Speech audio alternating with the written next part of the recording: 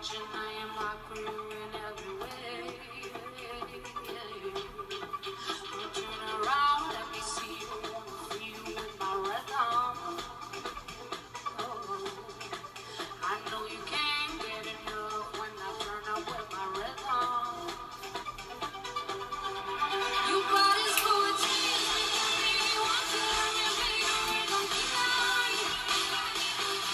I wanna be on you, you got your voice, let me be your rhythm tonight. Your body's full of tears, making me want to let me be your rhythm tonight. I wanna be on you, you my music, let me be your rhythm tonight.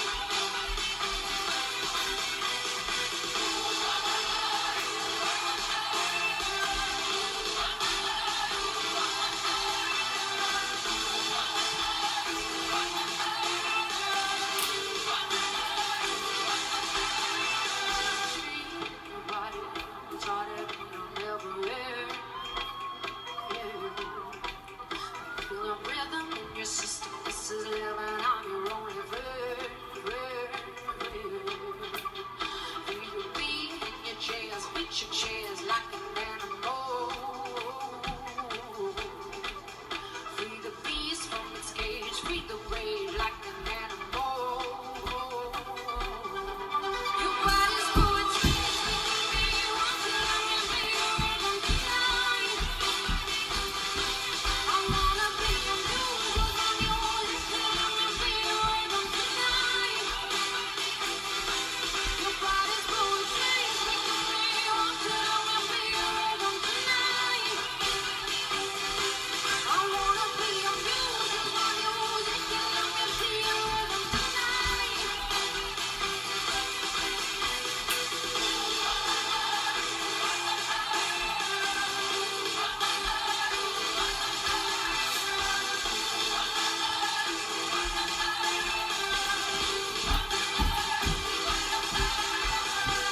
Your body's pausing, move your body for me. Yeah, your body's pausing, move your body for me.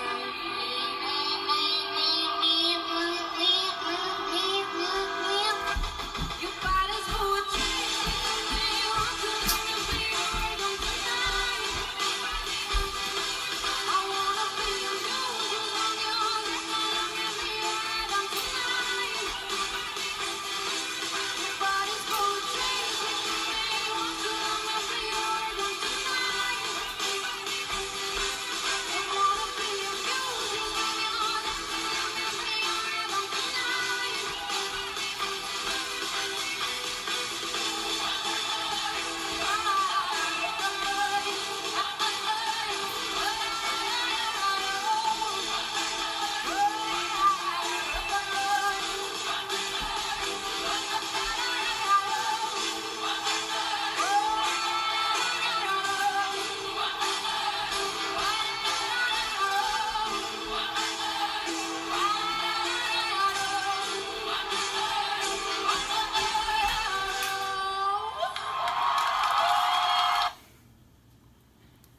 Hey there, Motivational Monday. Get that body moving. What are y'all doing today on this What Monday?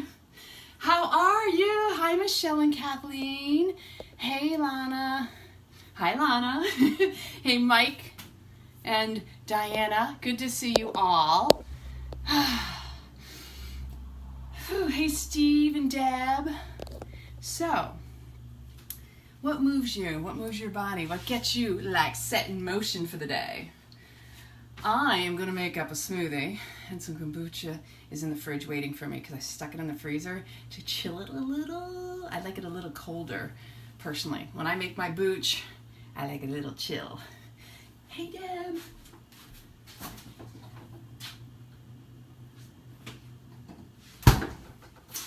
So this right here is a cantaloupe vanilla, and it's yummy. It is in my love glass. See the love? It's all about the love, really. And sometimes we don't know how to express love, do we?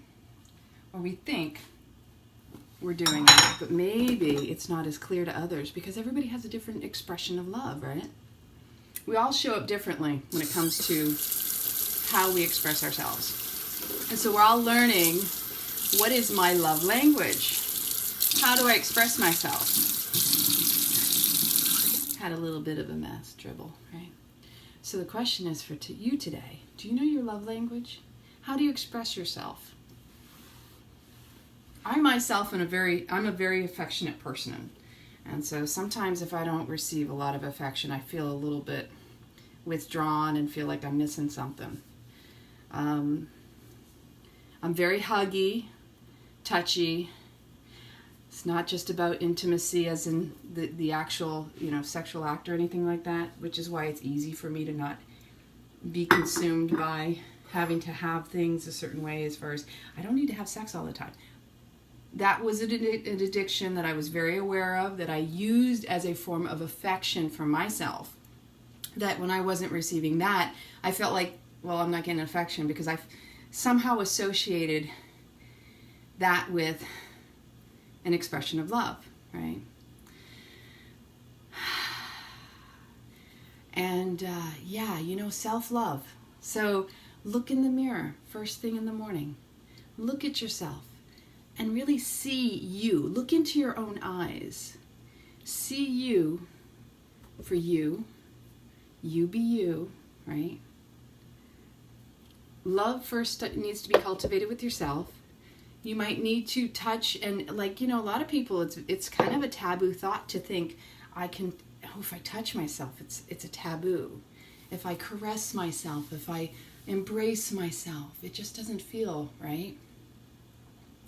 Right? So sometimes we do that for ourselves, and in order to receive it from others, we have to be exercising our own self-love and care, because how can others know what it is we need if we're not doing it for ourselves? And sometimes it's so subtle. People don't necessarily need to see it, but it's energetic. So if you're not being kind from within, you're going to receive the unkind from without, right? It's going to come into your life. You're going to attract that which you're cultivating on the inside, because the inside comes out and the outside will come in. It's this attraction. You will attract that which you are at, right? Right? Hashtag attract where you're at. Ooh, that's yummy. Ooh, yum, yum, yum. So for myself, going back to, I love hugs and kisses. I don't need to get physical, because that's just how I am. And I think it was because when I was younger, there was a good period of my life that when my sisters and I went through, and I've spoken about this on other videos, there was a pedophile and we were abused, we were molested by this man.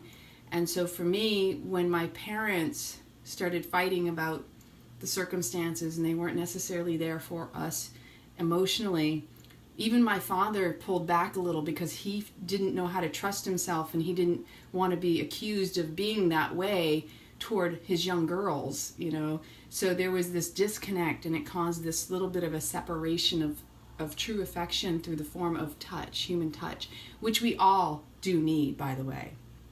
And it doesn't have to be a partner. You can have your friends and just hug. Genuine, true hugs, heart to heart. Not this patty. There's a lot of people out there, they're very protected. See, this is an area of protection. A lot of times people will round the shoulders and they'll protect themselves from the emotional hurt, right? Because we store a lot of emotion in this area here, okay? And so when you hug someone, and it is an opening of vulnerability, it is an opening of heart, because you're heart to heart with the person.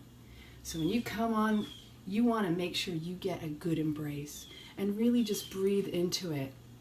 There's no expectation that it's going to turn into something else. And you learn to discern when it is more than that. I've had people say, I want a hug, or you need to hug me, and I could tell it was a cop a feel. Big difference from a real, true, genuine, heartfelt, I want to feel your essence and share mine with you, and really just be in an embrace. Because that in itself, happy hormones, you create Your body gives you this reward system. Both of you benefit. When you hug another person, you are both benefiting from that. And when two hearts connect, you actually radiate out even that more amplified, right? So there's this huge thing that happens when people allow themselves to be felt, heard, seen, touched, even tasted, and smelled. It's the five senses. And I'm always going to come back to this. It's never going to be about one sense or another, just like it's never about just the food. It's never just about mindfulness and the meditation. It's an all-encompassing mind, body, soul, and it's reconnecting. It's balancing. If one sense is out, the whole system is out of balance. You know, like if you're not tasting, if you can't taste something, you can't smell something, you can't hear something, you can't see something, that causes an imbalance to where one of your other senses has to pick up for that one. And it's really going to be about coming back to the mindfulness and recognizing, where am I at?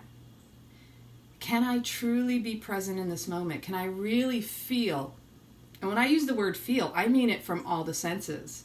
When I say I feel something, I feel it, I can taste it, I can touch it, I can see it, I can hear it, all five senses. And I sense it. So Spidey sense number 6, right? Your intuition. You can feel essence. You might not see it, taste it, touch it, smell it, you know, or hear it. It just is. And it's,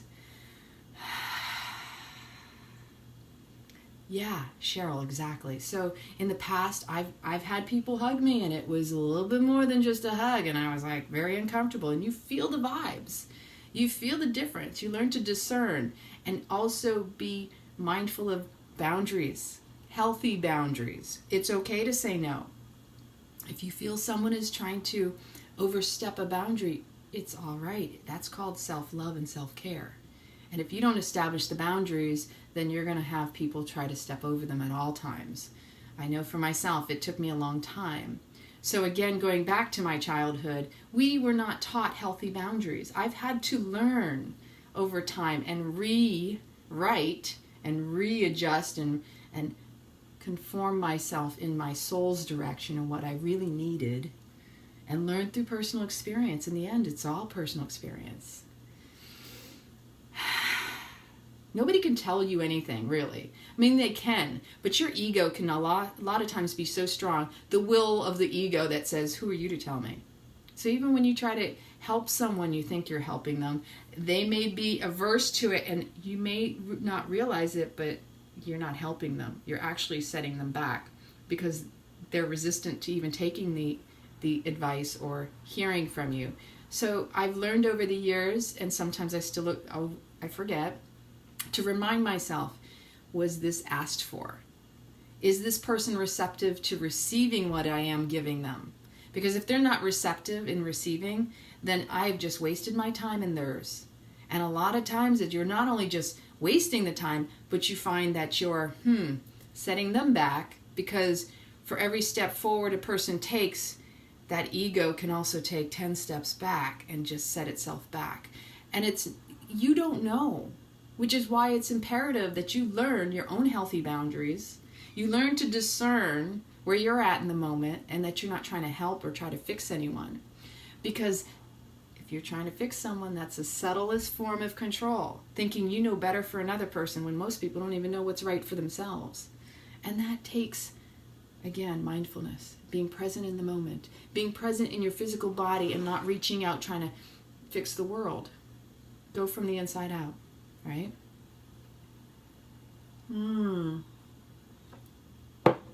So, going back to my childhood, my parents, when everything that transpired with me and my sisters being molested, there was a lot of rift between my parents. And at the time, it was like 3 little girls who didn't know how to cope. We had to learn how to survive from the emotional standpoint, from the, where do I get my love? Where, now we don't feel worthy because our parents are fighting, and it appears to children that are under the age of 10, 8, 9, 10, like I was the oldest. I think I was 8 or something like that. And so when that happens, children become confused and they have to adapt and they have to grow up quicker than they need to or should have ever had to have grown up. You kind of lose your childhood.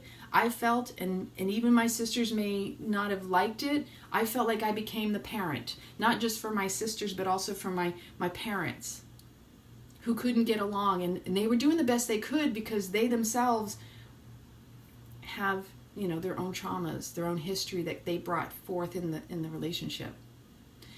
And so the fact that they were fighting and the parents, and we didn't know what to do. Like, what do you do when you're a young child and you feel like you've been abandoned? You find ways to cope. And so coping mechanisms, ways to survive, survival strategies, right? Sometimes that can turn into the most unhealthy of situations, which I have had in my life personally.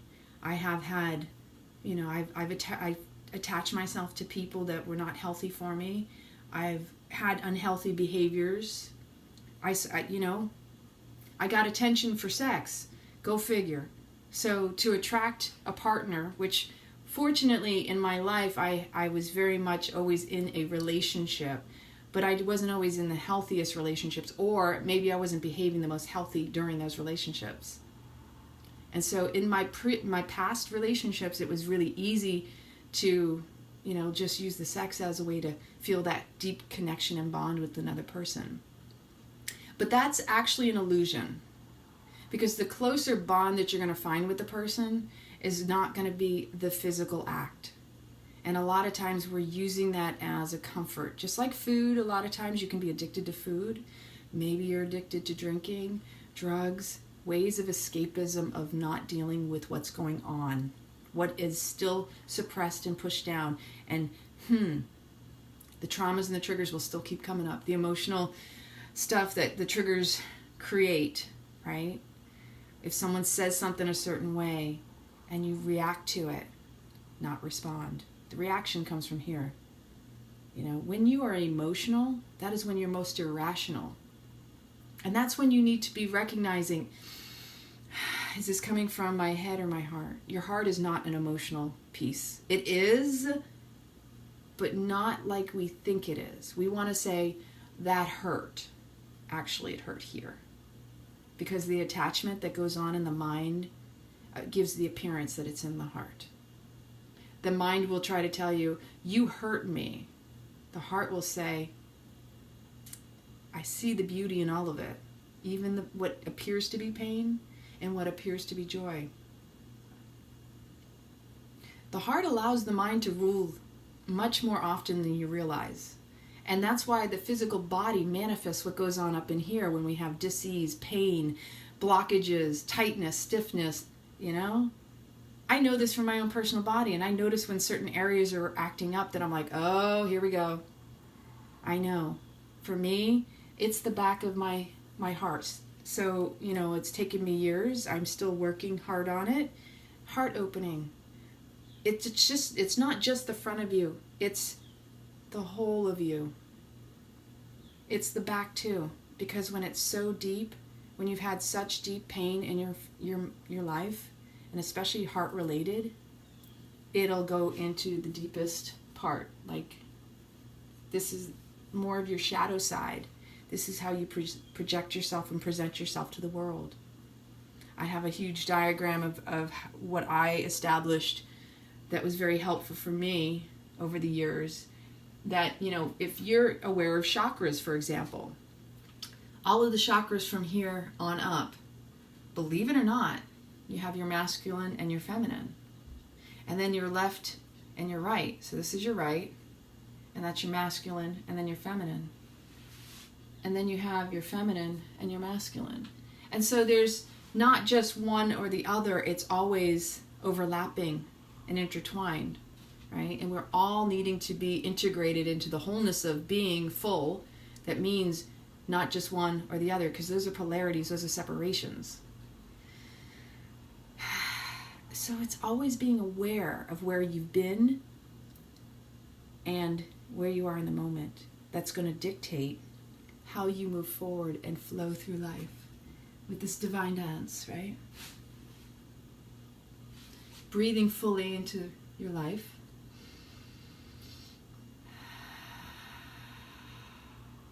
We're always expanding or contracting at all times, people.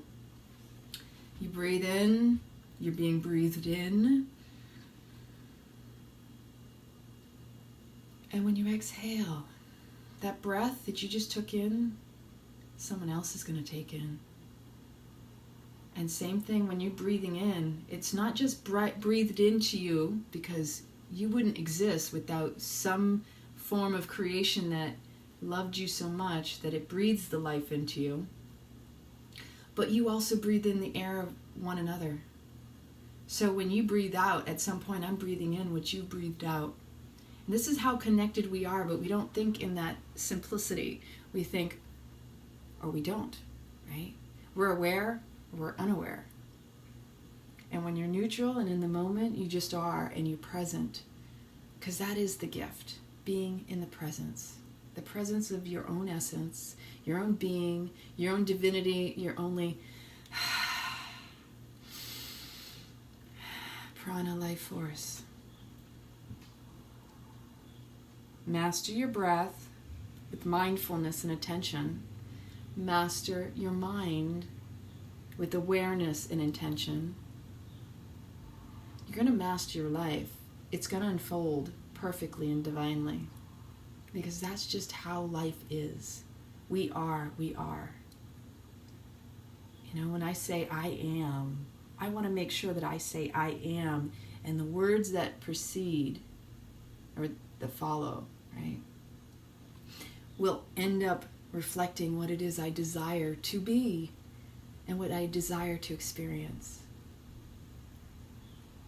Love, that's all that it is.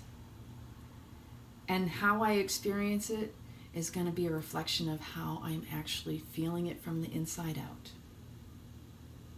Nobody can do anything to me I don't give permission to. Nobody can take away from me what I'm not willing to give away. It's all a conscious or unconscious choice. That's really where mindfulness comes in. Are you aware? Are you aware of conscious and unconscious choices that you make? You can make unconscious choices and have like a step back witness moment, which I have quite regularly, where I'm like, wow, I just did that and I so didn't mean to, and I exactly see how it unfolded and played out.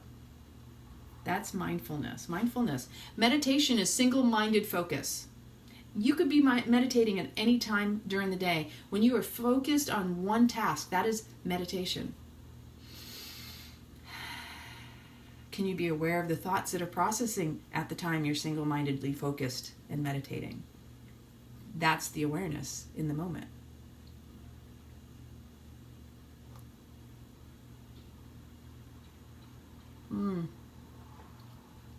Yummy, yummy, yummy. I got loving in my tummy. Oh, that is really good this morning. I haven't had breakfast. I tend to intermittent fast during the day, but I am going to make a smoothie. Blueberries are calling me. We're out of bananas, so we're going to have to go get some case of bananas, which I'm excited about because we need some nanners in the house, peeps. So we're going to have boxes of bananas, right? I am just very grateful for this Monday because I had such an amazing weekend. I've been dealing with some digestive issues again. And again, part of it for me, because I know for myself that growing up, I have suffered with a lot of emotional turmoil, and I've held a lot of stuff in. I don't always talk about my stuff. Since I've been doing these lives, I've been much more open and shared a lot of my own vulnerability in what has happened in my life that I hadn't shared with a lot of people. A lot of people don't know about. Even my parents, right? And so my stuff gets caught up in here because I'm very emotional. And so my stomach, my digestion, there's a few reasons it happens. One can be food contamination, and one can be serious emotional processing. And when things are, stuck, it reminds me to become more present and attentive to my physical body, because my physical body is telling me everything that's going on up here. And so, yes, I know when it's not moving, you need to get your BM at least once a day. And if you're not getting it once a day, hopefully it's just because you're doing like a cleanse, a juice, or maybe you're fasting. But truly, you should be having very easy movement, right? And normally I was doing really well for a little while. So, I even refrained from some of the meals this weekend because, number one, I can't eat barley. That's one of the glutens that I can't eat. Unfortunately, I used to love barley. My grandmother made the most amazing kale soup when I was growing up. Back then it had kielbasa or linguiça. The linguiça is more the Portuguese form of it. And the flavors in that kale soup with the barley and the vegetables was just phenomenal. And that's, I have to admit, that was one of my comfort foods too, because she had certain things that she would make. She would make these apple cakes that were so moist and yummy. Oh, it had raisins in it, but she only did it during certain times of the year because she would remind me, it's hot outside in the summer. I'm not cooking and I'm not baking in the kitchen, which is smart, because why would you need to when foods that are in season during the summer are going to be hydrating? They're going to be fresh. You want food that is in season, ultimately. Here in Florida, this is the time of the year where you're going to find more of the greens. You're going to get a lot more of stuff that doesn't have to be trucked in. During the summer, we have to have a lot of food trucked in because we're more of a hot climate. We can't grow it here if it's not in a hothouse, which, And then if you have your own setup outside and your own garden, which I'm in the process of working on myself. I want to do some landscaping that's mostly edible because I've always wanted that and always envisioned that, and it's going to be a lot of fun. Yeah, you've got to just find what is in season that your body's going to crave, that's the closest to nature, the closest form to nature, because a lot of stuff out there is processed. I've got frozen blueberries in the freezer because I picked them. I picked them locally, and that's exciting to me, and I love that. I don't really want to have to buy it if I don't have to, or go to a grocery store, but the market is my all-time favorite, especially because this year is when I found it. One of my girlfriends had initially told me about some herbs, and especially this particular type of turmeric where they have white and purple turmerics, and they're even more potent. They're very strong, very strong. Oh yes, Cheryl, if you're in a warm climate too, like when it gets colder, and you're in a colder climate, I love a nice soup. In fact, that's why I love my blender, because I can whip up a soup with no time. It's so easy, so simple. There's so many different things you can do. And I have been craving a celery soup, which I'll probably do in this week as well, if not tonight. So without further ado, let's make a smoothie.